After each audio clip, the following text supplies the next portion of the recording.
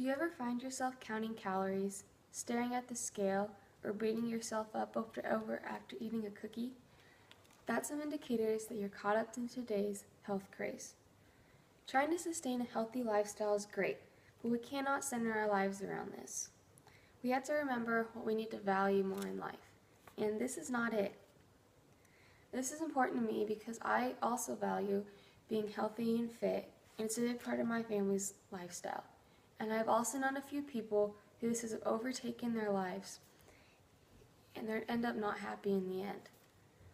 Today I'll talk about the physical and mental consequences and also the possibility of eating disorders when people value looking good and being skinny over their overall health.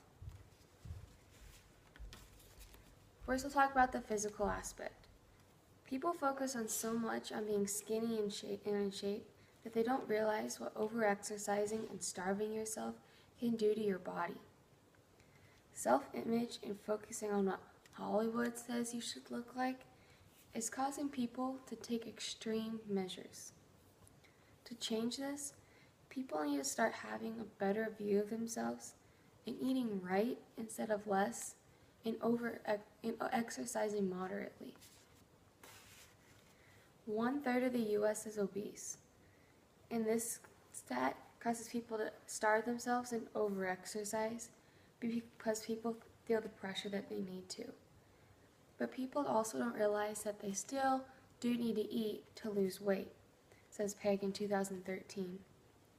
Fontalia in 2014 says this can have terrible effects on your body, and you need to try to concentrate less on being skinny and fit, but mostly on your overall health.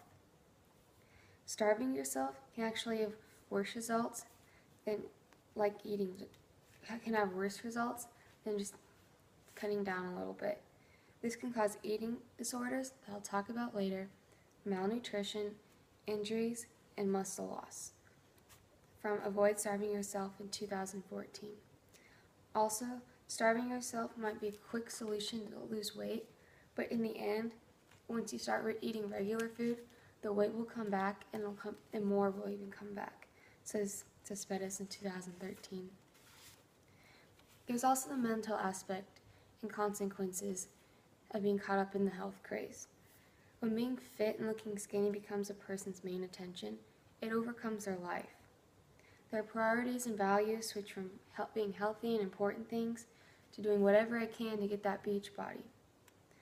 People can try to be healthy and work on it on a daily basis, but you can't make it your top priority because it will be the only thing they focus on and it will overcome your life. If you fall in this category of centering your life around being skinny, you need to stop. You will never measure up. You always have the feeling of a little bit more and more and more. You need to stop having an unattainable expectation and beating yourself up when you don't reach them. Focus on improving yourself and you will see results and be much happier, since Fontalia in 2014. You can also just try to lose weight the healthy way and stop the obsession with being skinny, says Expert Beacon in 2014. Another problem that strings off of the mental aspect is eating disorders, like I mentioned earlier. When people stop eating, focus on the numbers on the scale, and stop being healthy, they can develop an eating disorder. People stop caring about their overall health by starving themselves, tend to ruin their healthiness more by creating a larger problem. If you have developed an eating disorder, you need to seek immediate help, like a counselor or a therapist or a hospital, because eating disorders can be life-threatening. Now I have some eating disorder statistics from Eating Disorder Statistics in 2006. An estimated 8 million Americans have an eating disorder. This includes 7 million women and 1 million men. 1 in 200 American women suffer from anorexia. 1 in 2 and 100 American women suffer from bulimia. Eating disorders have the highest mortality rate of any mental illness. And this all starts from focusing on being skinny and starving yourself. You're not born with it, you develop it. And people develop it from the newest health crazes by all of the diets and exercise plans out there and seeing all those supermodels on the billboards everywhere. But eating disorders don't always have to mean anorexia and bulimia. Dieting with frequent and compulsive weighing can lead to eating disorders. And people who diet are 8 times likely to develop an eating disorder than people who don't, says the expert Beacon in 2014. To prevent an eating disorder, here's a list of do's and don'ts from expert Beacon in 2014. You do need to eat healthy, move your body, replace eating disorder with fad diet, give in to your cravings once in a while, and focus your attention on health and personal fulfillment.